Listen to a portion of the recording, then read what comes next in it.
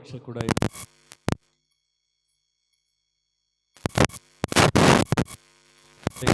వేళలో దైవ అందరికీ మొట్టమొదటిగా ప్రత్యేకమైన వందనాలు. అందరు బాగున్నారా? సరి గట్టిగా దేవునికి స్తోత్రం చెప్దాం. హల్లెలూయా, హల్లెలూయా. దేవుడు తన మహా ఉచితమైన ఆ కృప చేత మనలందరినీ కూడా కాచి దాచి కాపాడి భద్రపరిచి ప్రభు యొక్క పాద సన్నిధిలో మనందరం ఏకమై మరొకసారి ఆ ప్రభును ఆరాధించుకోవడానికి మంచి సమయాన్ని ప్రభు మనకిచ్చారు. ఈ దినాన్ని చూడని వారు ఎందరో ఉండొచ్చు, కానీ ప్రభు అయితే తన రెక్కల చాటును మనల్ని భద్రపరిచి మరొకసారి ప్రభును స్తుతించుకునే వారిగా దేవుడు మనల్ని ఉంచిన దాన్ని బట్టి మరి స్తుతి ఘనత మహిమ ప్రభావములు దేవునికే చెల్లునుగాక. హల్లెలూయా, హల్లెలూయా. చదివినటువంటి 33వ కీర్తన భాగంలోంచి 2-3 విషయాలు మనం ఆలోచన చేసి త్వరగానే మనం కార్యక్రమాన్ని ముగించుకుందాం.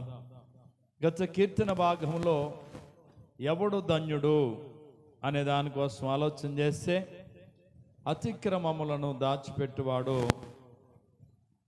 విడిచిపెట్టువాడు ధన్యుడు, అలాగే దోషమును కప్పుకొనక ఒప్పుకున్నవాడు ధన్యుడని, యెహోవా చేత నిర్దోషి అని ఎవడైతే ఎంచబడతాడో, ఆత్మలో ఎవడైతే కపటము లేనివాడుగా ఉంటాడో వాడు ధన్యుడు అని గత కీర్తన భాగంలో నేర్చుకున్నాం. అలాగే ఎవరైతే ఉంటారో వారికి నేను మార్గముగా ఉంటాను, ఉపదేశం చేస్తాను, ఆలోచన చెప్తాను, వాళ్ళని నేను నడిపిస్తాను. అలా కాకుండా కంచరి గాడిదల వల్లే, బుద్ధి జ్ఞానము లేని గుర్రాల వల్లే మాత్రం మీరు ఉండొద్దు అని ఆయన చెప్పిన మాటలు మనం జ్ఞానం చేసాం. ఈరోజు కీర్తన మనం చదివిన కీర్తన జ్ఞానం చేద్దాం. ఈ కీర్తన భాగంలో మొట్టమొదటి వచనాన్ని మనం చదివితే, నీతిమంతులారా యెహోవాను బట్టి ఆనందగానము చేయండి. నీతిమంతులారా అన్నాడు. ఎవరు నీతిమంతులు? ఇక్కడున్న మనందరం నీతిమంతులమేనా? మరి నీతిమంతులారా యెహోవాను బట్టి ఆనందగానము చేయండి అన్నాడు. ఒకవేళ మనం కాదనుకుంటున్నాం, మరి ఎవరు నీతిమంతులు? రోమీయులకు రాసిన పత్రిక 3వ అధ్యాయం 11వ వచనం మనం చదివితే,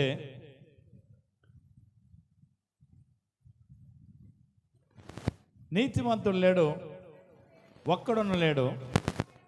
చూడండి, నీతిమంతుడు లేడు, ఒక్కడు కూడా లేడు అని అక్కడ చెప్పబడతా ఉంది. అదే అధ్యాయం 22వ వచనం 23, ఏ భేదము లేదు, అందరూ పాపం చేసి దేవుడు అనుగ్రహించి మహిమను. అంటే వాక్యానుసారంగా మనం చూస్తే మనుషులందరూ కూడా ఎవరని బైబిల్ చెప్తుందంటే పాపులని చెప్పబడుతుంది, అనీతిమంతులనే చెప్పబడుతూ ఉంది, నీతి లేని వారనే చెప్పబడుతూ ఉంది. మరి నీతిమంతులు అన్నాడు ఇక్కడ. నీతిమంతులు ఎలా కాపాడగలిగాం? భేదం లేదు, అందరూ పాపం చేసి దేవుడు అనుగ్రహించి మహిమను పొందలేకపోతున్నారని దేవుని వాక్యం చెప్తుంది. కాబట్టి మరి నీతిమంతులు ఎలా కాపాడగలిగాం? వాక్యాన్ని మనం గమనిస్తే రోమీయులకు రాసిన పత్రిక 5వ అధ్యాయము 9వ వచనం మనం చదివితే, కాబట్టి ఆయన రక్తం వలన ఇప్పుడు నీతిమంతులుగా తీర్చబడి మరింత నిశ్చయముగా ఆయన ద్వారా ఉగ్రత నుంచి మనము తప్పించబడి ఉన్నాం. గట్టిగా దేవునికి స్తోత్రం చెప్దాం. ఓకే, ఒకప్పుడు మనం నీతిమంతులం కాదు, ఒకప్పుడు మనం నీతి లేని వారిగా ఉన్నాం. కానీ 2025 సంవత్సరాల క్రితం ఈ లోకానికి వచ్చి మానవాళ్ళందరి పాపం నిమిత్తం, అంటే నా పాపాల నిమిత్తం కలువరి శిలువలో ప్రాణం పెట్టి రక్తము కార్చి మరి గాయపరచబడినటువంటి యేసయ్య రక్తములో కడగబడే ప్రతివాడు ఇప్పుడు క్రీస్తు యేసు రక్తం మూలమున ఎలా మార్చబడ్డాడు తెలుసా? నీతిమంతుడుగా. గట్టిగా దేవునికి స్తోత్రం చెబుదాం. అంటే యేసు రక్తములో కడగబడి బాప్తీసం తీసుకుని సంఘములో చేర్చబడి సహవాసములో రొట్టె విరుచుటలో మరి ప్రార్థన చేటులో వాక్యం ఎడతెక్క వాక్యం వినుటలో ఎవరైతే ముందుకు సాగుతున్నారో వాళ్ళందరూ ఎవరో తెలుసా? నీతిమంతులు. ఇక్కడ ఇప్పుడు మనందరం నీతిమంతులమా కాదా? ఇంకా నీతిమంతులం కాదా? చెప్పాలా? నీతిమంతులమేనా కాదా? యేసు రక్తంలో కడగబడ్డామా లేదా? బాప్తీసం తీసుకున్నామా లేదా? సంఘంలో చేర్చబడ్డామా లేదా? సహవాసంలో ముందుకు సాగుతున్నామా లేదా? అలా సాగుతున్న వాళ్ళందరం ఎవరమో తెలుసా? వాక్యానుసారంగా యేసులో మనం అందరం నీతిమంతులం. గట్టిగా దేవునికి స్తోత్రం చెబుదాం. హల్లెలూయా.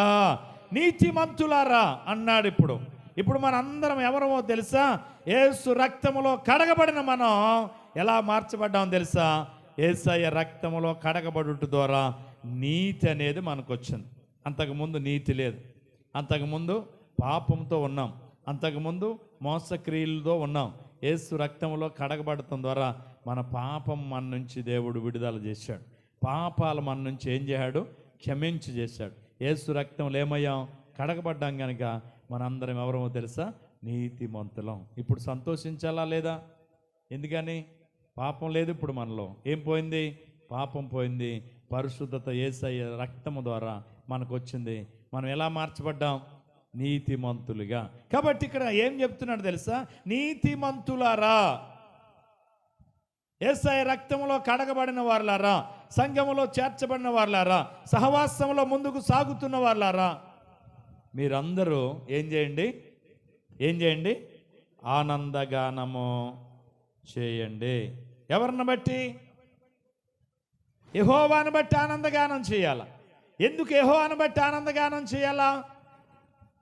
నిజంగా మీరు యోహాను సువార్త 3:16 చూస్తే, దేవుడు లోకమును ఎంతో ప్రేమించును. అంటే లోకాన్ని ప్రేమించింది ఎవరు? దేవుడు. దేవుడు అని అంటే ఎవరో తెలుసా? తండ్రి. తండ్రి అంటే ఎవరో తెలుసా? యెహోవా. యెహోవా లోకమంతటిని ఏం చేశాడంట? ప్రేమించాడు. ప్రేమించి ఏం చేశాడు? తన కుమారుడైన క్రీస్తును ఈ లోకానికి పంపాడు. ఆ కుమారుడైన క్రీస్తు ఈ లోకానికి వచ్చి మానవాళ్ళందరి పాపములు ఆయన భుజముల మీద వేసుకుని సిలువ మ్రాను ఎక్కాడు. ఆయనకు ఒక పేరు పెట్టబడింది. ఇదిగో లోక పాపములు మోసుకొని పోవు దేవుని గొర్రెపిల్ల అని ఆయనకి పేరు. ఇప్పుడు ఆ గొప్ప కార్యము యేసు క్రీస్తులో జరగటానికి గల కారకులు ఎవరో తెలుసా? తండ్రి అయిన దేవుడు. గట్టిగా దేవునికి స్తోత్రం చెబుదాం. తండ్రి మనల్ని ప్రేమించి ఉండకపోతే తన కుమారుని లోకానికి పంపేవాడు కాదు. ఆయన కుమారుని పంపడకపోతే ఆ కుమారుడు మన కొరకు సిలువ వేయబడేవాడు కాదు. ఇప్పుడు ఎవరిని బట్టి ఆనందించాలా? తండ్రిని బట్టి ఆనందించమంటున్నాడు. యెహోవాను బట్టి ఏం చేయాలా? ఆనందగానం చేయండి. ఆయన అనీతిమంతులుగా ఉన్న మనలను కుమారుడని క్రీస్తును పంపుట ద్వారా ఆయన వచ్చి నీతిమంతులుగా మార్చి వెళ్ళాడు. గట్టిగా దేవునికి స్తోత్రం చెబుదాం. హల్లెలూయా. నీతిమంతులారా, యెహోవాను బట్టి ఆనందగానము చేయండి. ఆనందగానము చేయండి. యెహోషువ గ్రంథం 6:14. యెహోషువ గ్రంథం 6:14.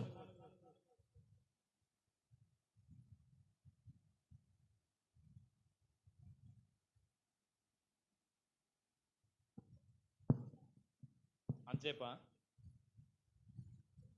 దొరకలేదా? ద్వితోపదేశ కాండం తర్వాత ఉండేది యెహోషువ గ్రంథం.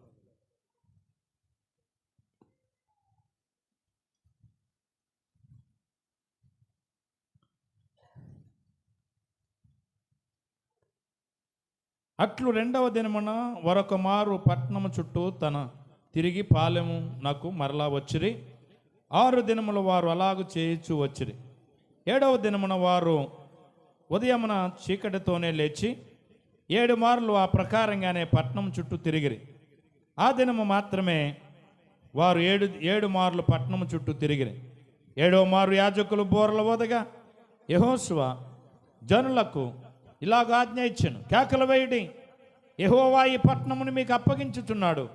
ఈ పట్టణము దీనిలోనున్నది యావత్తును యెహోవా వలన శపింపబడను. రాహాబు అను వేశ్య మనం పంపిన దూతలను దాచిపెట్టును గనుక ఆమెయు ఆమె ఇంటి వారును మాత్రమే బ్రతుకుదురు.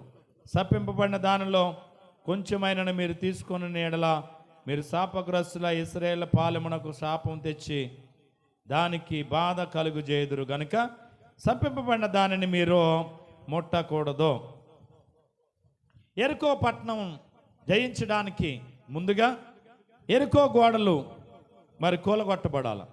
యెరికో గోడలు కూలగొట్టబడకపోతే యెరికో పట్టణంలోకి వెళ్ళడానికి ఇశ్రాయేలుకి అవకాశం లేదు. అయితే దేవుడైన యెహోవా వాళ్ళతో చెప్పింది ఏంటి తెలుసా? యెరికో గోడలు నేను కూలగొడతాను, కానీ మీరు ఒక పని చేయాలి. 7 రోజులు 6 రోజులు రోజుకు ఒక్కసారి ఆ యెరికో గోడల చుట్టూ మీరు స్తుతిగానం చేసి రావాలి.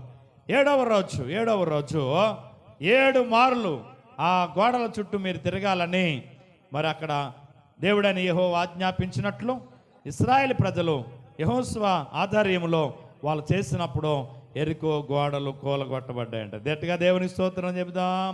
స్తుతి యాగం అర్పించటం వల్ల, వాళ్ళు స్తుతించటం వల్ల యెరికో గోడలు ఏం చేయబడ్డా తెలుసా?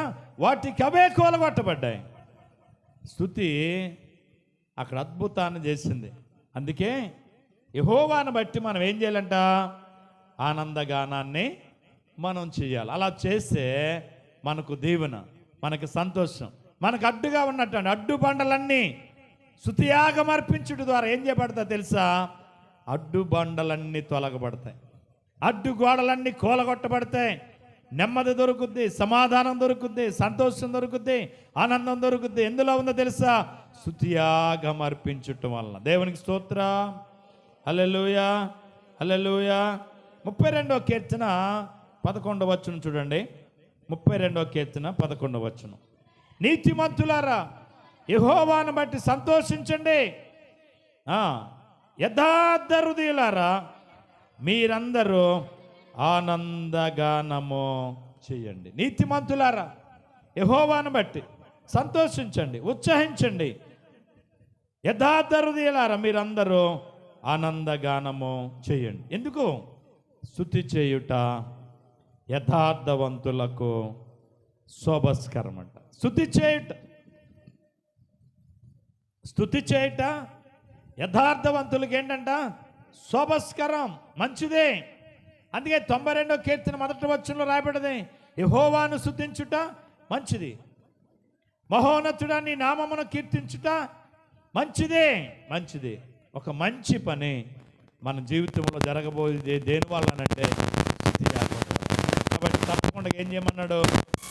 చేయుట యథార్థవంతులకు శోభస్కరం అని. 147వ కీర్తన 1వ వచనం.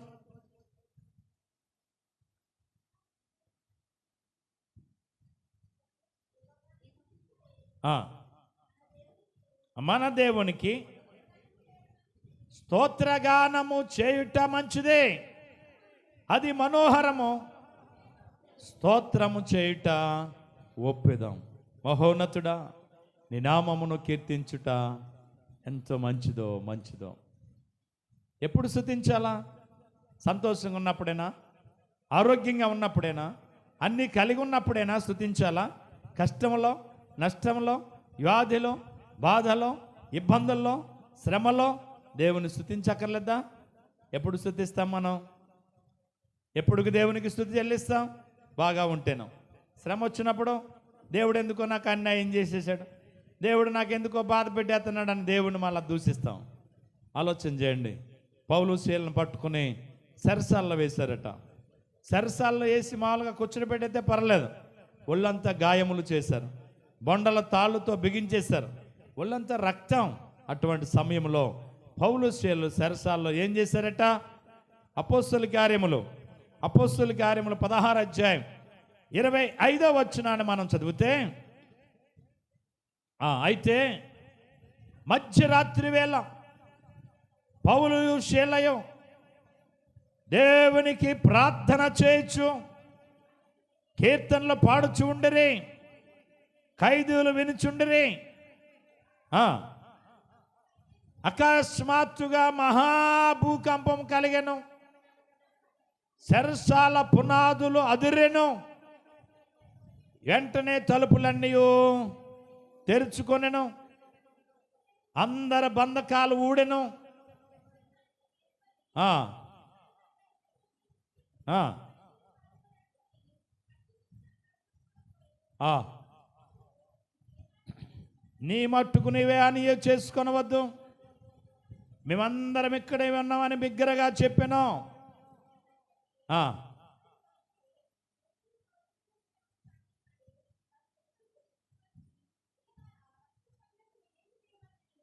దేవునికి మహిమ కలుగునుగాక. హల్లెలూయా చెప్దామా? హల్లెలూయా. పౌలు శీలను పట్టుకుని కాళ్ళు చేతులు కట్టేసి ఒళ్ళంతా గాయాలు చేసి ఎక్కడ పడేశారు? అలాంటి పరిస్థితి మనకు ఎదురైతే ప్రభువా నీకు స్తోత్రం అని పాటలు పాడగలమా? అమ్మ పాడగలరా? ప్రార్థన చేయగలమా? పోనీ ఏ పరిస్థితి అది? పోనీ ఎక్కడ? ఇంటికాడ, సెరసాల్లో, జైలుకి వెళ్ళటమే భయం. జైల్లో పాడగలమా? స్తుతించగలమా? చేతులకి బొండలేసి బిగించారు, కాళ్ళకు తాళ్ళేసి కట్టేశారు, ఒళ్ళంతా గాయములో. ఆ టైంలో మధ్యరాత్రి వేళ వాళ్ళు ఏం చేయటం ప్రారంభించారట? ప్రార్థన చేస్తూ పాటలు పాడుతూ ప్రభును స్తుతించారట. ఏం జరిగింది? పెద్ద భూకంపం వచ్చిందట. ఒకసారి సెరసాల పునాదులు అదిరిపోయాట, తలుపులన్నీ తెరవబడ్డాయట, వీళ్ళ బంధకాలన్నీ ఊడిపడిపోయాట. ఇప్పుడు హ్యాపీ బయటకు వచ్చేయడానికి. వచ్చేహారా దొంగలందరూ? ఎవరు రాలేదట. సెరసాల అధికారి తులుపల్లి వేసాడట. చూసేటప్పుడు తలుపులన్నీ తెరవబడిపోయినాడు. ఇంకేముంది, అందరూ పారిపోరు అనుకున్నాడట. కత్తి తీసి పొడుచుకోవాలనుకున్నాడట. పౌలు అంటున్నాడు, ఇదిగో బాబు, నీ మట్టుకు నీవే అని చేసుకోవద్దు. మేము ఎక్కడికి వెళ్ళలేదు, అందరు ఇక్కడే ఉన్నాం. ఎందుకు దొంగోళ్ళు అందరూ వెళ్ళిపోవాలని అనుకోలేదు. ఇప్పుడు జైలు తలుపులు తెరగగానే ఏమవుతారు? ఇప్పుడు సెంట్రల్ జైల్లో ఊరు చుట్ల ప్రహారం ఉంటుంది. ప్రహారీ పైన మళ్ళా కరెంటు వైర్లు ఉంటాయి. ఎవడు ఎక్కి బయటికి కూడా రాలేదు. అది కూడా అవకాశం దొరికితే ఏదో రకంగా ఎక్కి బయట పడిపోవడానికి ఎప్పుడు ఏం చేస్తారు? సెంట్రల్ జైలు ఉన్న వాళ్ళు అవకాశం కోసం కనిపెడతా ఉంటారు. అలాంటి వాళ్ళకి తలుపులు తెరవబడ్డాయి అనుకోండి, ఏం చేస్తారు చెప్పండి? ఇంకో సంగతి తెలుసా? ఒంట్లో బాగాదు జైల్లో ఉన్న వాళ్ళకి, వాళ్ళని హాస్పిటల్కి తీసుకెళ్తారు. హాస్పిటల్కి తీసుకెళ్తే వైద్యం చేస్తూ ఉన్నప్పుడు ఈ గమ్ముని ఏ పోలీసుడు బయటికి వెళ్ళాడంటే జాగ్రత్త, అక్కడి నుంచి పారిపోయాడు ఉంటాడు. మళ్ళా అనుఖ్యానము వాళ్ళు ఎప్పుడు అవకాశం దొరికితే అప్పుడు ఏమైపోవాలని చూస్తారు? ఇక్కడ ఒక్కడైనా బయటికి వెళ్ళడానికి ప్రయత్నం చేశాడా? ఎందుకు చేయలేదు? వాళ్ళందరూ ఎప్పుడు విన్నటువంటి పాటలు వింటున్నారు, ఎప్పుడు విన్నటువంటి ప్రార్థన వాళ్ళు ఆలకిస్తూ ఉండిపోయారు. వాళ్ళు కేవలం ప్రార్థన మీదను పాటల మీద మనసు ఉంచారు. ఇక్కడ ఏదో జరుగుతుంది అని దాని కొరకే ఆసక్తితో కనిపెట్టారే తప్ప బంధకాలు ఊడిపోగానే వెళ్ళిపోదామని కానీ, తలుపులు తెరవబడగానే పారిపోదామని కానీ ఎవ్వరూ అనుకోలేదు. అందరు ఇక్కడే ఉన్నాం అంటున్నాడు పౌలు. ఎవరు వెళ్ళలేదు, అందరు ఇక్కడే ఉన్నాం. వెంటనే దీపం వెలిగించాడు, అది చూచాడు, అందరు అక్కడే ఉన్నారు. గవ్వ వచ్చాడు, గాయాలు కడిగాడు, వాళ్ళ కట్లు ఇప్పాడు, బంధకాలు తెంచాడు శుభ్రంగా. ఇప్పుడు ఏమంటున్నాడు తెలుసా జైలు అధికారి? అయ్యలారా, రక్షణ పొందాలా, ఇప్పుడు నన్ను ఏం చేయమంటారు? ఆలోచన చేయడు. కొన్నిసార్లు కొన్ని పరిస్థితులు ఎందుకు ఎదురవుతాయో మనకు అర్థం కాదు తర్వాత, కానీ దాని ద్వారా ఏదో దేవుడి నామం మహింపరచబడ్డానికే ఆ కార్యాలు జరుగుతూ ఉంటాయి. పౌలు శీలను జైలుకి వెళ్ళడానికి కారణం ఏంటి తెలుసా? ఇప్పుడు అర్థమైంది పౌలు గారికి, ఈ జైలు అధికారిని రక్షణలోకి నడిపించడానికి దేవుడు నన్ను ఇక్కడికి నడిపించాడని. ఆ రాత్రే జైలు అధికారి ఇంటి వారు అందరికి ఏమిచ్చాడట? రక్షణ ఇచ్చాడు. అంత అద్భుతం జరగడానికి గల కారణం ఏంటి తెలుసా? కష్టములో, శ్రమలో, దుఃఖములో, బాధలో వాళ్ళు ఏం చేశారు తెలుసా? పాడుతూ ప్రభును స్తుతించారు. వాళ్ళ జీవితంలో దేవుడు అక్కడ అద్భుతాన్ని చేశాడు. గట్టిగా దేవునికి స్తోత్రం చెబుదాం. హల్లెలూయా, హల్లెలూయా. స్వరమండలముతో, సితారాతో ఏం చేస్తున్నారు? దేవుణ్ణి స్తుతిస్తూ ఉన్నారు, దేవుణ్ణి వాళ్ళు ఘనపరుస్తూ ఉన్నారట. స్వరమండలముతో, సితారాతో వాళ్ళు ఏం చేస్తున్నారు తెలుసా? దేవుని స్తుతిస్తూ ఉన్నారు. దేవుని స్తుతించుట వల్ల మనకు మంచిది. శ్రమలో నువ్వు ఉన్నావా, స్తుతించు, శ్రమ నుంచి నీకు విడుదల దొరుకుతుంది. కష్టంలో నువ్వు ఉన్నావా, ఆ కష్టాన్ని బట్టి దేవుని స్తుతించు, కష్టము నుంచి నీకు విడుదల దొరుకుతుంది. అలాగ పౌలు శీలలు కష్టంలో ఉండగా ప్రభుని స్తుతించారు. ఆ స్థితి నుంచి దేవుడు వాళ్ళకి విడుదల ఇచ్చాడు. 92వ కీర్తన 3వ వచనం చదవండి. 92వ కీర్తన 3వ వచనం. స్వరమండలముతో ఆయనను కీర్తించుడు. నీ కృపను ప్రతి రాత్రి, నీ విశ్వాసతను 10 తంతుల స్వరమండలముతోను గంభీర ధ్వని గల సితారాతోను ప్రసురించుట మంచిదే. ఉదయమునే 10 తంతుల సితారా. నేను అనుకుంటాను 10 తంతులు అంటే ఏంటి తెలుసా? ఈ 5 అయితే ఈ 5, ఈ 2 కలిపితే 10. మనం ఈ 2 కలిపితే ఏమొస్తుంది? శబ్దం వస్తుంది. ఆ శబ్దం రావాలంటే ఏం కొట్టాలి? మనం 2 కలపాలి. సప్పట్లు అంటారు ఇట్లా. ఉదయమే 10 తంతుల సితారా చేతబుచ్చుకుని స్వరమండలముతో, అంటే స్వరమెత్తి నేనేం చేస్తున్నాను? దేవుని స్తుతించుట మంచిది, దేవుని నామమును గణపరచుట మంచిది. 144వ కీర్తన 9వ వచనం. 144వ కీర్తన 9వ వచనం.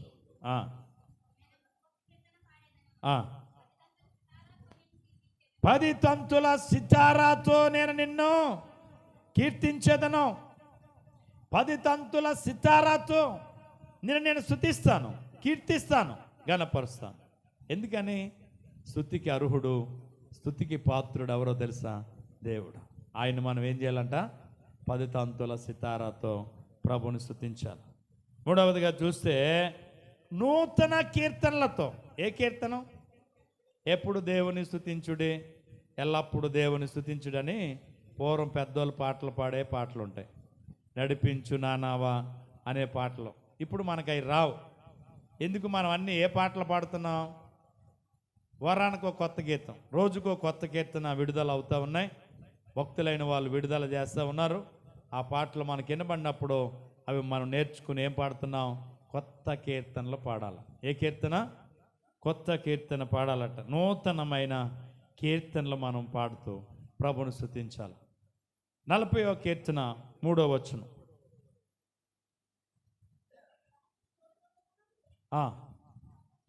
తనకు స్తోత్ర రూపమగు కొత్త కీర్తనం మన దేవుడు నా నోట ఉంచెను, అనేకులు దానిని చూచి యెహోవా యందు నమ్మిక ఉంచెదరు. చూడండి, పాటల ద్వారా కూడా చాలామంది అన్యులు మార్పులోకి వస్తారట, రక్షణలోకి వస్తారట. ఒక్కొక్క పాట ఒక్కొక్క మనుషుని ఏం చేస్తుంది? పట్టుకుంటుందట. ఆ పాట ద్వారా వాడు మార్పులోకి వస్తాడట. అందుకని ఉదయమునే ఒక కొత్త కీర్తన పాడటం అనేకులకు ఏం కలుగుద్దట? మార్పు కలుగుద్దట. కొత్త కీర్తనలు మనం పాడి ప్రభును గణపరచాలట. 96వ కీర్తన 1వ వచనం. 96వ కీర్తన 1వ వచనం. ఎవరి మీద పాడండి? యెహోవా మీద కొత్త కీర్తన పాడండి. సర్వభూజనులారా యెహోవా మీద పాడండి. దేవుని మీద ఒక కొత్త కీర్తనలు పాడుతూ ప్రభును మనం స్తుతించాలట. యెషయా గ్రంథం 42వ అధ్యాయం 10వ వచనం. యెషయా గ్రంథం 42వ అధ్యాయము 10వ వచనం.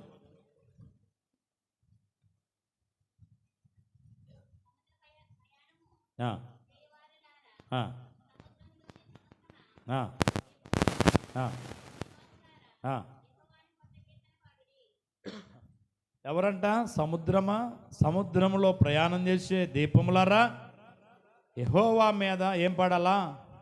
ఒక కొత్త కీర్తన. అంటే ఈ సృష్టిలో ప్రతి ఒక్కడు కూడా ఆయనకు ఒక కొత్త కీర్తన పాడుతూ ఏం చేయాలంట?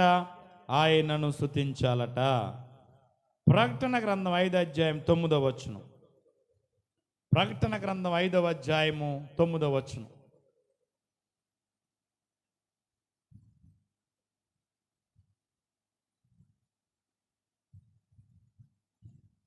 దొరకలేదా? 5వ అధ్యాయము 9వ వచనం.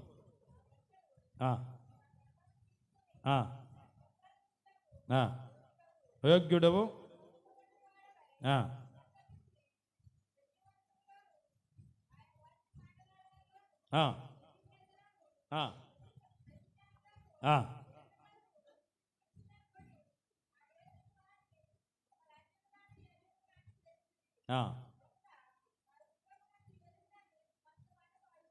ఏం పాడతారట?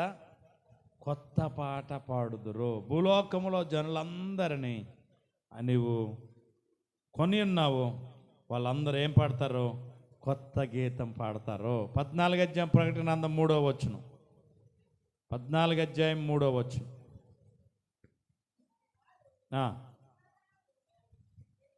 సింహాసనం ఎదుటను, 4 జీవుల ఎదుటను, పెద్దల ఎదుటను ఏం పాడుతున్నారు? కొత్త కీర్తన పాడుచున్నారు. కొనబడిన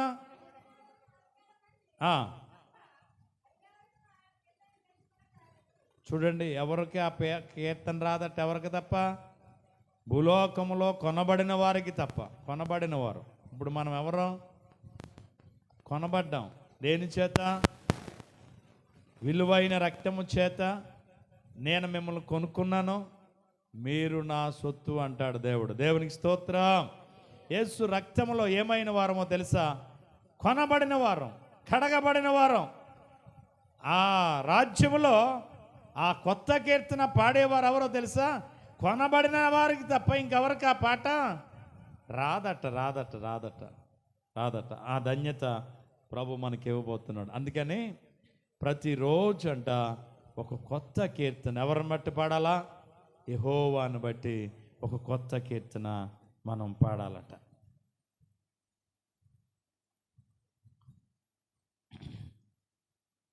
చదవబడిన కీర్తనలో 5వ వచనాన్ని మనం చదువుదాం. ఆయన నీతిని న్యాయమును ప్రేమించుచున్నాడు, లోకము యెహోవా కృపతో నిండి ఉన్నదే. యెహోవా వాక్కు చేత ఆకాశములు కలిగెను, ఆయన నోటి ఊపిరి చేత వాటి సర్వ సమూహము కలిగెను. ఈ సృష్టి అంతా మన ఆదికాండ 1వ అధ్యాయంలో మనం చూస్తే కలుగుగాక కలుగుగాక కలుగుగాక కలుగుగాక అంటే అన్నీ కలిగాయట. కేవలం నోటి మాట ద్వారా ఈ సృష్టి అంతా కలిగింది.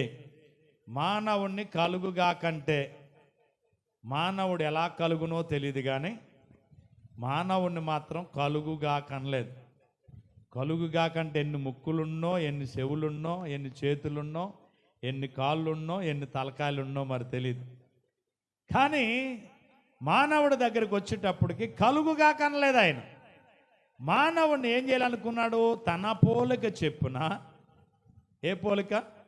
తన పోలిక చెప్పున నరుని చేయదమనుకున్నాడట దేవుడు. నా పోలిక చెప్పున నేను ఎలాగున్నాను అలాగ ఒక నరుణ్ణి చెయ్యాలనుకున్నాడంట దేవుడు. అందుకని ఒక రోజంతా కష్టపడ్డాడు. 6వ రోజున ఉదయం నుండి ఆవిరిని భూమి నుంచి లేవజేసి మట్టిని తడిపి మట్టిని తొక్కి పిసికి ముద్ద చేసి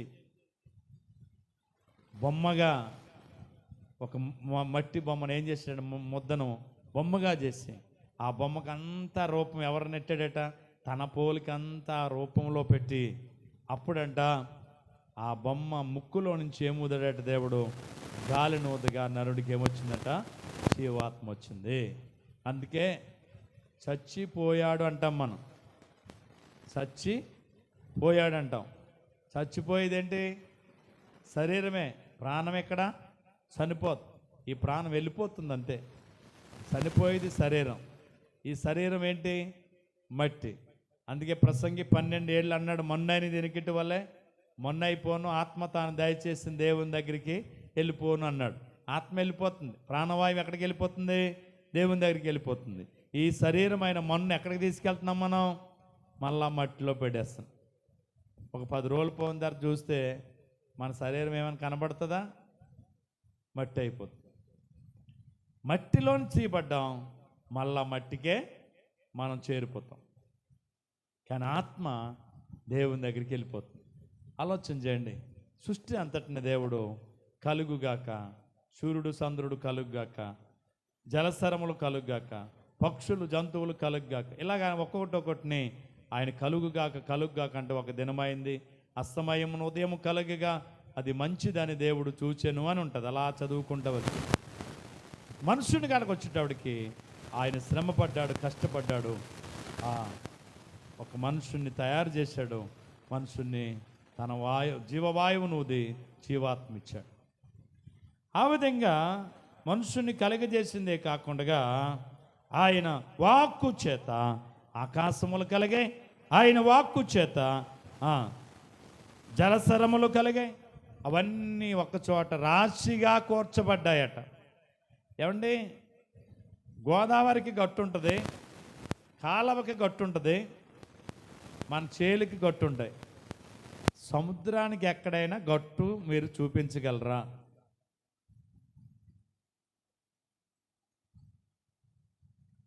సముద్రానికి ఎక్కడైనా గట్టు ఉంటుందా? ఏటి గట్టు ఉండదు దానికి. దేనికి ఉంటుంది? గోదావరికి గట్టు ఉంది, కాలువకి ఏముంటుంది? గట్టు ఉంటుంది. సముద్రానికి ఏముండదు? సముద్రానికి గట్టు ఉంటుంది. మీరు చూడండి, ఎంత లెక్క చూసినా సముద్రమే ఉంటుంది, ఇసుక తెప్పే ఉంటుంది. కారణం ఏంటి? సముద్రము నియమించినవాడు, రాశిగా కూర్చునివాడు ఎవరో? ఇక్కడ రాయబడ్డ చూడండి, మనకి చదివిన కీర్తనలో చూస్తే 7వ వచనం రాయబడ్డది, సముద్ర జలములను రాశిగా కూర్చువాడు ఆయనే, అగాధ జలములను కోట్లలో కూర్చువాడు ఆయన. చూడండి, మన గోదావరి వచ్చినప్పుడు ఈ గోదావరి నదుల్లో నుంచి నీరంతా ఇందులోకి వెళ్ళిపోద్ది. సముద్రం నిండుతుందా? సముద్రం నిండితే నదులు ఆగుతాయా? గోదావరిలు ఆగుతాయా? ఎంత నీరు వెళ్ళినా సరే ఎక్కడికి వెళ్ళిపోతుందో తెలీదు. కోట్లలోనంట దేవుడు ఆ జలములన్నిటిని ఏం చేస్తున్నాడట? ఒక చోట రాశిగా కూర్చేస్తున్నాడట. కాబట్టి ఎంత జలం వెళ్ళినా సముద్రం నిండదు. కానీ సముద్రం కళ్ళెర చేస్తే కొన్నిసార్లు చూడండి, వింటూ ఉంటాం కదా, సముద్రం 2 కిలోమీటర్లు ఎదరకొచ్చిందంట. ఎదరికి రాకూడదు. మళ్ళా ఎదరకొచ్చే ఏముందో తెలుసా? ప్రమాదం పొంచుందని దాని అర్థం. సముద్రం ఎక్కడికి రాకూడదు? కొన్ని చోట్ల, కొన్ని ఏరియాల్లో సముద్రం ఏమవుతుంది? వెనక్కి వెళ్ళిపోద్ది. ఆ ఉండే సముద్రం ఏమవుతుంది? వెనక్కి వెళ్ళిపోద్ది. మళ్ళా కొన్ని చోట్ల సముద్రం ముందుకు వచ్చేస్తుంది. ఇదంతా నియమించిన వాడు ఎవరో? దేవుడేనంట. ఆయన మాటతో సముద్రాన్ని ఏర్పాటు చేశాడు. నీటిని రాశిగా కూర్చునివాడు ఎవరో తెలుసా? దేవుడే. దేవుడే. 119వ కీర్తన 64వ వచనం. త్వరగా 2 మాటలు చూడండి, ముగించుకుందాం మనం. భూమి నీ కృపతో నిండి ఉన్నది, నీ కట్టడలను నాకు బోధించుము యెహోవా. చూడండి, యెహోవా నీ మాట చెప్పిన నీ సేవకునికి మేలు చేసి ఉన్నావు. నేను నీ ఆజ్ఞల యందు నమ్మిక ఉంచి ఉన్నాను. నాకు మంచి వివేచన, మంచి జ్ఞానము నాకు నేర్పము. లోకము యెహోవా కృపతో ఏమై ఉందట? నిండి ఉన్నదే, నిండి ఉన్నదే. కాబట్టి దేవుని సన్నిధిలో ఆయన మాట ద్వారా సమస్తము జరిగింది. ఆయన మాటలో ప్రభావం ఉంది, ఆయన మాటలో శక్తి ఉంది, ఆయన మాటలో జీవం ఉంది. ఆయన వాక్కు వెడలతోడనే ఏం కలుగుద్దట? వెలుగు కలుగుద్దని ఉంది. చనిపోయి 4 రాజులైన లాజరు సమాధి దగ్గర బయట యేసు ప్రభు నిలిచి, లాజరు బయటికి రానగానే చచ్చిపోయి 4 రోజులైన వాడు ఏమయ్యాడు తెలుసా? లేచి బయటకు వచ్చేసాడు. అంటే వాక్కులో ఏముంది? జీవము. వాక్కులో జీవం ఉంది, మాటలో ప్రభావం ఉంది, వస్త్రాల్లో ప్రభావం ఉంది. ఆయన మాట ద్వారా జలములను కలుగజేశాడు. ఆయన మాట ద్వారా సముద్రము నిమ్మలమైందట. మీరు మత్తయి సువార్త 8:23 చూస్తే సముద్ర ప్రయాణం చేస్తున్నాడు యేసు ప్రభు శిష్యులు కలిసి. ఆ సముద్రం మీద తుఫాను రేగిందట, అలల చేత నింపబడిపోతుందట. యేసు ప్రభు శిష్యులు పరుగు పరుగున కంగారు పడిపోతూ యేసు ప్రభును తలవాల్చుకుని నిద్రపోతున్న అమరం దగ్గర నిద్రపోతున్న ఆయన దగ్గరికి వచ్చి, ప్రభువా నీకు చింత లేదా, మేము నశించిపోతున్నామని అడిగారట. యేసు ప్రభు వెంటనే లేచి, అల్ప విశ్వాసులారా మీరెందుకు భయపడుతున్నారని చెప్పి లేచి గాలిని సముద్రమును గద్దింపగా అవి మిక్కిలి నిమ్మలమాయట. అవి మిక్కిలి నిమ్మలమాయట. ఆయన మాట సెలవివ్వగానే, గద్దించగానే సముద్రం లోబడ్డది.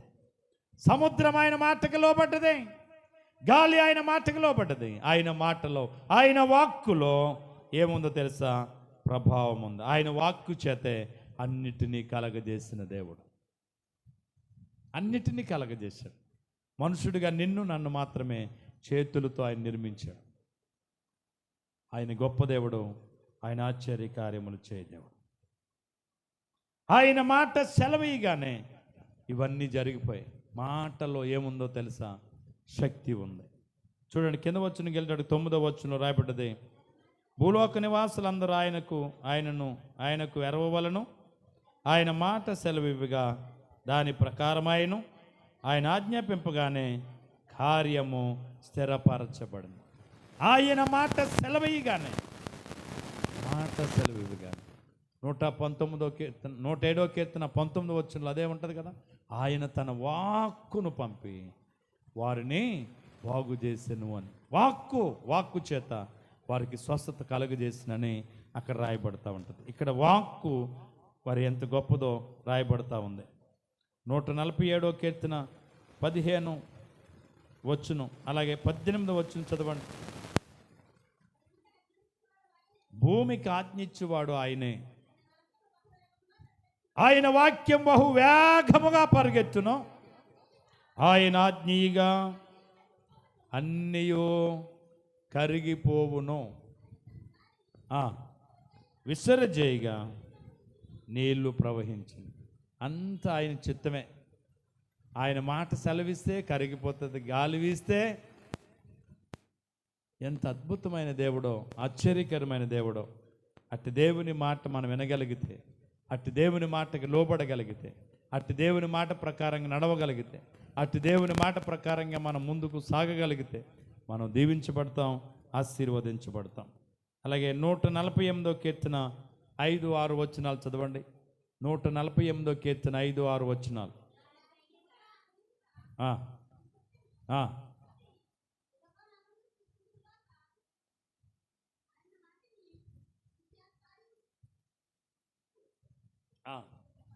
నిత్య స్థాయువులుగాను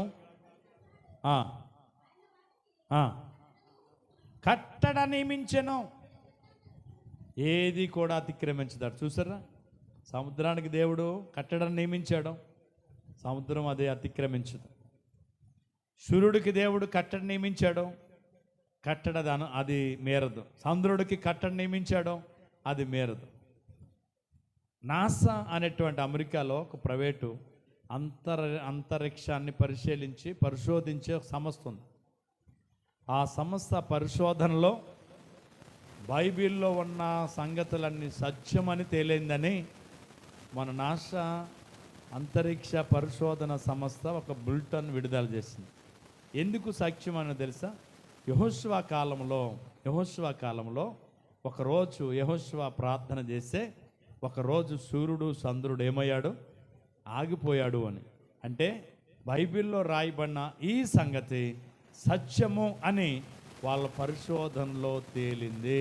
దేవునికి స్తోత్రం చెప్దాం. దాన్ని బట్టి వాళ్ళు ఏమిచ్చారు తెలుసా? బైబిల్లో సంగతులన్నీ కూడా సత్యమని ఒక బులెటిన్ విడుదల చేశారు. సత్యము, దేవుని మాట సత్యం. దేవుని మాటలో ఒక సున్న కానీ ఒక పొల్లు కానీ లేదట. కాబట్టి ఆయన మాట సెలవీయగానే సృష్టి అంతా కలిగింది. ఈ సృష్టికి అద్దులు దేవుడు నియమించాడు, కట్టడాలను దేవుడు నియమించాడు. అవి ఏవి కూడా ఏమవట్లేదు, అద్దు మేరట్టలేదు. సాయంత్రం కరెక్ట్గా దానికి ఇచ్చిన టయానికి ఏమైపోతుంది? చంద్రుడు అస్తమించేస్తాడు. సూర్యుడికి చెప్పిన టయానికి ఉదయమే ఉదయిస్తాడు, సాయంత్రానికి అస్తమిస్తాడు, సాయంత్రానికి చంద్రుడు ఉదయిస్తాడు, మళ్ళా తెల్లారేటప్పటికి అస్తమిస్తాడు. వాళ్ళ క్రమం క్రమం క్రమం. ఎవరి నియమం అది? దేవుని నియమం. సృష్టి దేవుని మాటకు లోబడుతుంది, కానీ మనుషుడు దేవుని మాటకు లోబట్టలేదట. యెషయా గ్రంథం 1వ అధ్యాయం 2వ వచనం చదవండి. యెషయా గ్రంథం 1వ అధ్యాయం 2వ వచనం. యెహోవా మాట్లాడుచున్నాడు, ఆకాశమా ఆలకించుము, భూమి శివయజ్ఞము, నేను పిల్లలను పెంచి గొప్పవారంగా చేశాను, వారు నా మీద తిరగబడి ఉన్నారు. ఎద్దు తన కామందు నెరుగును, గాడిద తన సొంతవాని దొడ్డెరుగును. ఓచింపరు. పాపిష్టి జనమా, దోషభరితమైన ప్రజలారా, సర్ప సంతానమా, చెరుపు చేయి పిల్లలారా, మీకు శ్రమ. చూడండి, అక్కడ ఆలోచన చేస్తే యెషయా గ్రంథం 1వ అధ్యాయం 2వ వచనంలో రాయబడ్డ మాట, ఆకాశమా ఆలకించు, భూమి సెవయొగ్గు. నేను పిల్లలను కన్నాను, వాళ్ళని పెంచాను. ఎలా చేశాను? గొప్పవారినిగా చేశాను. ఇప్పుడు వాళ్ళు ఏమయ్యారు? నా మీద తిరగబడ్డారు. దేవుని స్వహస్తాల చేత నిర్మించబడ్డ మనుషుడు, దేవుని ఊపిరి ద్వారా బ్రతుకుతున్నటువంటి ఈ మనుషుడు దేవునికి ఏమవుతున్నాడట? దేవుని మీద ఏం చేస్తున్నాడట? తిరగబడుతున్నాడట. ఎద్దుకు తన కామందు నెరుగు, గాడిద తన సొంతవాని దొడ్డెరుగు. నాదు ప్రజలు నన్ను ఎరగట్టలేదు, వాళ్ళకి తెలివి లేదు, వాళ్ళకి తెలియలేదు. సర్ప సంతానమా, రాబో ఉగ్రత నుంచి మీరు ఎలా తప్పించబడతారని అక్కడ మాట్లాడుతూ ఉన్నాడు. ఆలోచన చేయండి ప్రియ దేవుని బిడ్డలారా.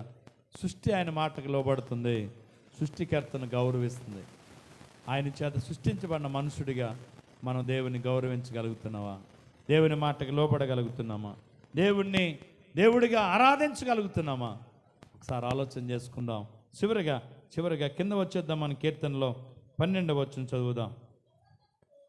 యెహోవా తమకు దేవుడిగా గల జనులు ధన్యులు, ఆయన తనకు స్వాస్థ్యముగా ఏర్పరచుకున్న జనులు. చూడండి, యెహోవా తమకు దేవుడిగా గల జనులు ధన్యులు. దేవుణ్ణి యెహోవాని ఏం చేసుకోవాలంట? దేవుడిగా మనం ఆరాధించాలట. ఎవరైతే అలాగ ఆరాధిస్తారో వారు ఎవరంటున్నాడు ఇక్కడ? ఆ జనులు ధన్యులు. దేవుణ్ణి దేవుడిగా ఆరాధించే వారు ఎవరో తెలుసా? ధన్యులట. ఆయన తనకు స్వాస్థ్యముగా ఏర్పరచుకున్న జనులు ధన్యులు. 100వ కీర్తన 3వ వచనం. 100వ కీర్తన 3వ వచనం త్వరగా.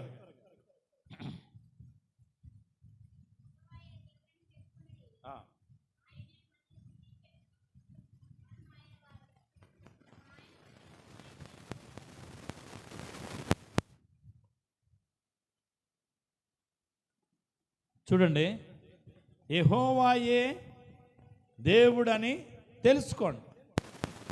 ఆయన మనల్ని పుట్టించాడు, మనం ఆయన వారము, ఆయన ప్రజలము, ఆయన మేపు గొర్రెలమంట. మనం సృష్టించినోడు ఎవరో తెలుసా?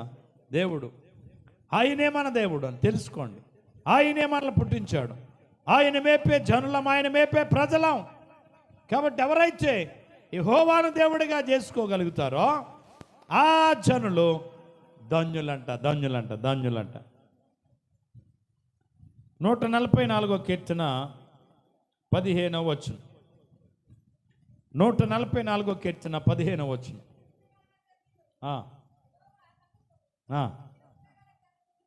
దేవుడిగా గల జనులు ధన్యులు. ఎవరైతే దేవుడిని దేవుడిగా చేసుకుని ఆయన ఆరాధిస్తారో ఆ జనులు ధన్యులట. ద్వితోపదేశకాండం 33వ అధ్యాయం 29వ వచనం. ద్వితోపదేశకాండం 33వ అధ్యాయం 29వ వచనం. ఇశ్రాయేలు, నీ భాగ్యం ఎంత గొప్పదే, యెహోవా రక్షించిన నిన్ను పోలిన వాడెవడు?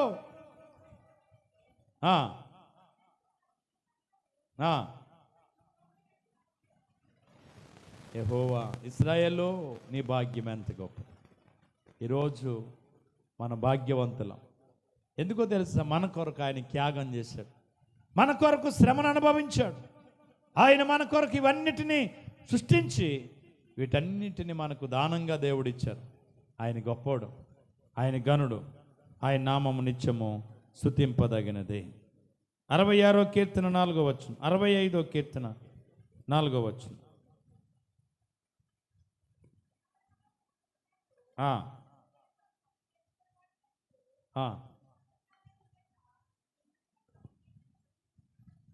చూడండి, నీవు ఏర్పరచుకున్న వారు ధన్యులు. దేవుని మందిరంలో దేని చేత తృప్తి పొందుతున్నాం? దేని చేత అంట? ఇంకా తిరిగేస్తున్నారండి మీరు. అయిపోయింది, చదివేశాం. చూడండి, దేవుని మందిరములో సంతృప్తి ఎక్కడుంది? దేవుణ్ణి ఏర్పరచుకున్న వారు ధన్యులు, వాళ్ళు యెహోవా మందిరములో మేలు చేత ఏం చేస్తారు? తృప్తి పొందేదరు. దేవునికి స్తోత్రం, హల్లెలూయా. నిర్గమకాండం 19వ అధ్యాయం 5వ వచనం. నిర్గమకాండం 19వ అధ్యాయం 5వ వచనం. మీరు నా మాట శ్రద్ధగా విని నడిచిన యెడల నాకు స్వకీయ సాంపాద్యమగుదురు. నాకు స్వకీయ జనమగుతారు. ఎప్పుడో తెలుసా? మీరు నా మాట ఆలకించిన యెడల, నా మాట విని యెడల. దేవునికి స్తోత్రం, హల్లెలూయా. చివరిగా ద్వితోపదేశకాండం 7వ అధ్యాయము 6వ వచనం. ద్వితోపదేశకాండం 7వ అధ్యాయం 6వ వచనం.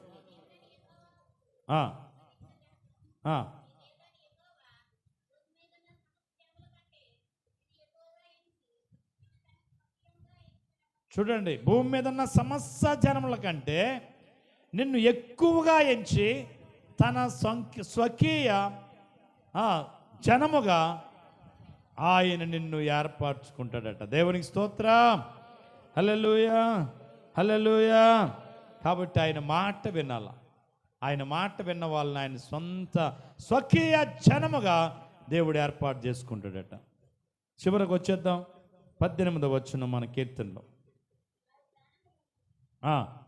మరణము నుండి తప్పించుటకును, కరువులో వారిని సజీవులుగా కాపాడుటకును యెహోవా దృష్టి ఆయనందు భయభక్తులు గల వారి మీదను, ఆయన కృప కొరకు కనిపెట్టు వారి మీదను నిలుచుచున్నదే. చూడండి, మరణము నుంచి తప్పించటం ఎవరి వశం? మరణము నుంచి తప్పించుటకును, కరువులో వారిని సజీవులుగా కాపాడుటకును యెహోవా దృష్టి ఆయన యందు భయభక్తులు గల వారి మీదను, ఆయన కృప కొరకు కనిపెట్టు వారి మీదను ఏమై ఉంది? నిలుచుచున్నది. దేవునికి స్తోత్రం, హల్లెలూయా. మరణము నుంచి తప్పించుటకును, కరువులో వారిని సజీవులుగా కాపాడడానికి యెహోవా దృష్టి ఆయన యందు. ఎవరి యందు? ఆయన మాటిని ఆయనకి లోబడి ఆయనందు భయభక్తులు గల వారి మీద ఆయన దృష్టి నిలిచి ఉండటమే కాకుండా ఆయన కృప కొరకు ఎవరైతే కనిపెడతారో వారి మీద నిలుస్తుందట. దేవునికి స్తోత్రం, హల్లెలూయా, హల్లెలూయా. 34వ కీర్తన 6వ వచనం.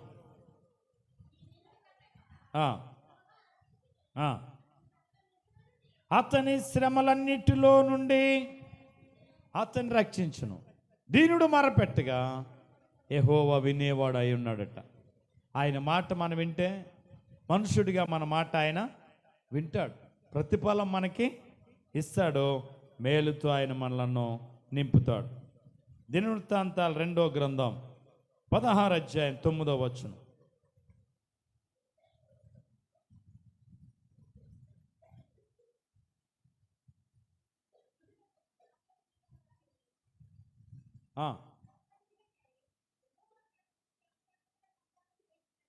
చూడండి, తన యందు యథార్థ హృదయం గలవారిని బలపరచుటకై యెహోవా కనుదృష్టి లోకమంతట ఏం చేస్తుందట? సంచారము చేస్తుందట. తన యందు భయభక్తులు గలవారి మీద, తన కృప కొరకు కనిపెట్టి వారి మీద, అంతేకాదు తన యందు యథార్థ హృదయములు గలవారి మీద ఆయన కనుదృష్టి లోకమంతట ఏం చేస్తుందట? సంచారము చేయుచు ఉన్నదట. యోబు గ్రంథం 36 అధ్యాయము 7వ వచనం. యోబు గ్రంథం 36 అధ్యాయము 7వ వచనం.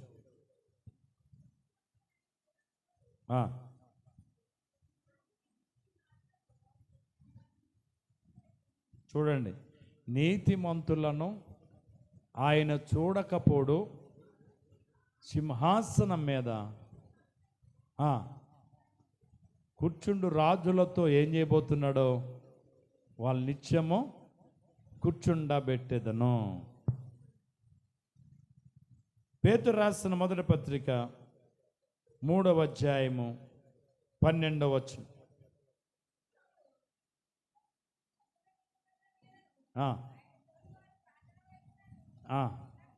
ఉన్నవి కానీ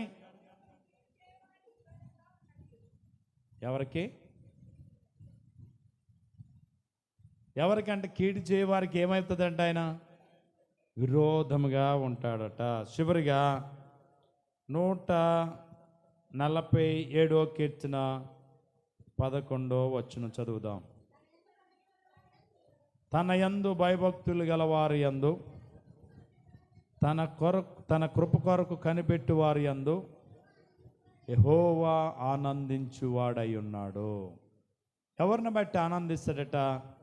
ఎవరైతే ఆయనందు భయభక్తులు కలిగి ఆయన కృప కొరకు కనిపెడతారో వారిని బట్టి దేవుడు ఏం చేసేవాడు ఉన్నాడట? ఆనందించేవాడు. కాబట్టి ఈ ఉదయకాలపు వేళలో దైవ సన్నిధికి వచ్చిన నా ప్రియ సహోదరులారా, ఒక 3-4 సంగతులు మనం జ్ఞానం చేస్తాం. 1, నీతిమంతులు ఎలా కాపాడగలిగామో నేర్చుకున్నాం. నీతిమంతులైన మనం ఏం చేయాలో నేర్చుకున్నాం. ఆనందగానము చేయాలా? ఎవరిని బట్టి చేయాలంటే యెహోవాని బట్టి చేయాలని, ఆయన బట్టి ఒక నూతనమైన కీర్తన మనం పాడాలని నేర్చుకున్నాం. ఆయన నోటి మాట ద్వారా సృష్టి అంతటినీ కలుగజేశాడని నేర్చుకున్నాం. ఈ సృష్టికి ఒక నియమమును ఆయన నియమించాడని నేర్చుకున్నాం. కాబట్టి ప్రాణం కలిగిన మనుషులుగా మనం ఆయన మాట వింటే మనం దీవించబడతామని నేర్చుకున్నాం. ఆయన మాట ప్రకారం నడిస్తే, ఆయన కృప కొరకు కనిపెట్టి వారమైతే ఆయన దృష్టి మన మీద నిలుస్తుందని నేర్చుకున్నాం. కాబట్టి ఉదయకాలపు వేళలో ఆయన మాటకు లోబడి, ఆయన మాట విని, ఆయన మాట ప్రకారం నడవగలిగితే, ఆయన యందు కృప యందు నమ్మిక ఉంచి వారి ఎడల ఆయన కృప మరింత ఎక్కువగా ఉంటుందని వాక్యం ద్వారా మనం నేర్చుకుంటున్నాం. కనుక ఆ కృపలో మనం వర్ధిల్లాలంటే, ఆయన కృప చేత మనం నింపబడాలంటే, ఇక్కడున్న మనందరం కూడా ఆయన మాటకు లోబడాలి. ఎద్దు తన కామందును ఎరుగునంట, గాడిద దుడ్డు ఎరిగినంట, కానీ తండ్రి అయిన దేవుని ప్రజలు ఎరగలేకపోతున్నారని ఆయన బాధపడుతూ ఉన్నాడు. అలా కాకుండా ఆయన ఎరిగిన వారిగా, ఆయన చేత నడిపించబడేవారిగా, ఆయన కృప కొరకు కనిపెట్టేవారిగా ముందుకు సాగిపోదాం. అట్టి కృప, అట్టి దీవెన, ఆశీర్వాదం ఈ ఉదయకాలపు వేళలో దేవదేవుడు నీకు నాకు ఇచ్చి రాగల దినాల్లో ఆయనకు మహిమ తెచ్చే బిడలుగా మనలందరినీ వాడుకొనుగాక. ఆయన కృపతో మనల్ని నింపి ఆయన మనలను ఆశీర్వదించునుగాక. అందరికి వందనాలు.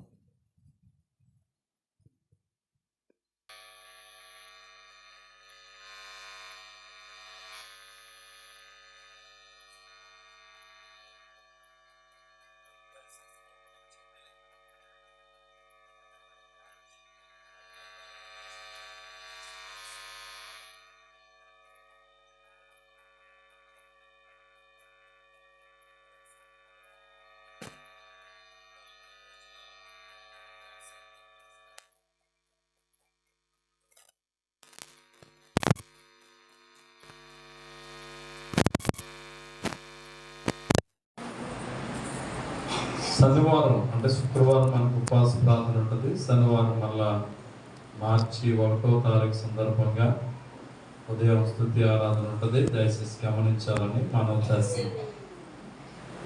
బుధవారం రాత్రి మాత మరి సోదరు మంగ చెప్పినట్టుగా వాళ్ళ దగ్గర 7 గంటలకే మనకు ప్రార్థన స్టార్ట్ చేయబడితే 9 గంటలకి ప్రార్థన అవుతుంది కనుక అందరూ పెందలకడే సిద్ధపడి రావాలని మనం చేస్తున్నాం. అలాగే మరి లక్షవారం రాత్రి భవాని వాళ్ళ ఇంటి దగ్గర ప్రార్థన ఉంటుంది. ఎందుకంటే మళ్ళా బిడ్డ ప్రయాణం దగ్గర అవుతూ ఉంది.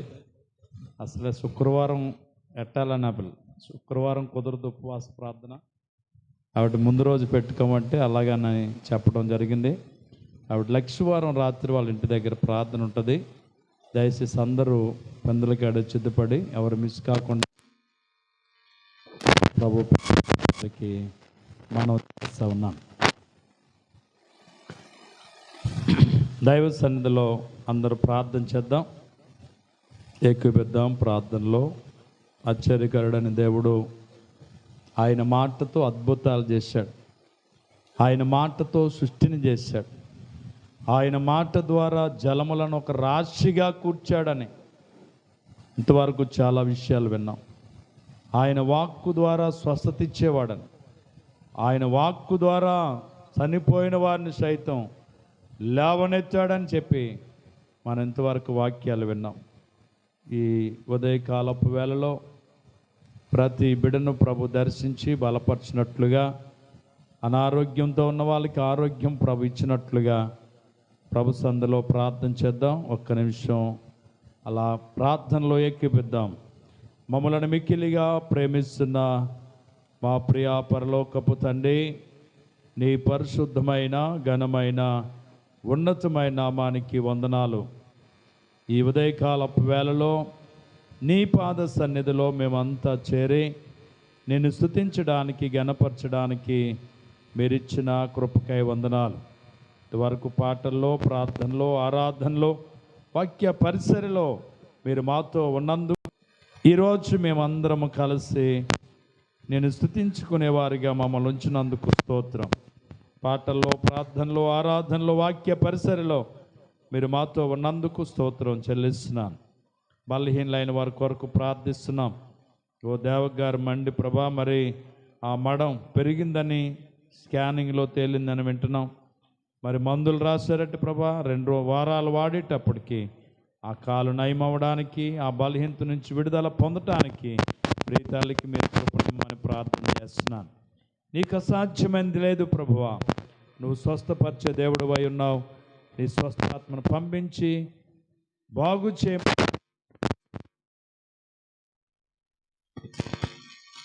మీకు స్తుతులు స్తోత్రాలు తప్పేమి చెల్లించలేం. మా ప్రియ తల్లి కమలమ్మ గారి కొరకు ప్రార్థన చేస్తున్నాం. మోకాలు నొప్పుల చేత బాధపడుతుండగా ఆ మోకాల్లో ఉన్న నొప్పులను మీరు స్వస్థపరచండి. చక్కని వృద్ధాప్యంలో కావలసిన ఆదరణ మీరు అనుగ్రహించమని ప్రార్థన చేస్తున్నాను. అలాగే శ్యామలాను వెంకటేశ్వరుని ప్రేమించి ఇచ్చిన కుమారుని బట్టి ప్రార్థిస్తున్నాను. వాడుకున్న నాయన బ్లడ్ ఇన్ఫెక్షన్ నుంచి విడిపించండి. మంచి ఆరోగ్యం ఆ బిడ్డకి ఇవ్వండి. మీ దయలో వర్ధల చేయమని ప్రార్థన చేస్తున్నాను. అలాగే టైఫాయిడ్ బలహీన చేత బాధపడుతున్న ప్రశాంతిని బట్టి ప్రార్థన చేస్తున్నాం. అలాగే వారి తల్లి కృష్ణవేని బట్టి ప్రార్థన చేస్తున్నాం. ఏ జ్వరమైనా, ఏ బలహీనత అని మీకు అసాధ్యమైనది లేదు ప్రభా. ఈ సమయంలో నీ స్వస్థాత్మ బిడ్డలకు పంపించి మంచి ఆరోగ్యాన్ని మీరు దయచేయమని ప్రార్థన చేస్తున్నాను. ఇక్కడున్న ప్రతి ఒక్కరిని బట్టి కూడా మీకు వందనాలు. మేమందరము కూడా కేవలం ఈరోజు ఈ స్థితిలో ఉన్నామంటే నీ కృప నాయన. ఇంకను ఆరోగ్యం ఇచ్చి, ఆయుష్ ఇచ్చి, బలమిచ్చి, శక్తినిచ్చి నీ మహిమ కొరకు మమ్మల్ని అందరినీ వాడుకోండి. ఉదయకాలపు వేళలో నీ సన్నిధికి వచ్చి ఆరాధనలో పాల్గొన్న ప్రతి ఒక్కరిని కూడా పేరు పేరు వర్షపును మీరు దీవించి ఆశీర్వదించండి. బిడ్డలు తీసుకొచ్చిన కానుకలు దీవించండి, పిడుకులు మీరు దీవించండి.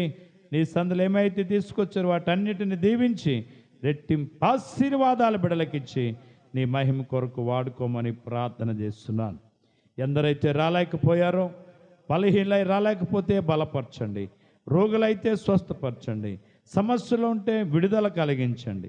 నీ రాకడ ఆలస్యమైతే వారు మేము కలిసి మరొకసారి ఆరాధించుకునే తరుణాన్నిచ్చి నీ నామాన్ని మహిమ తెచ్చుకోండి.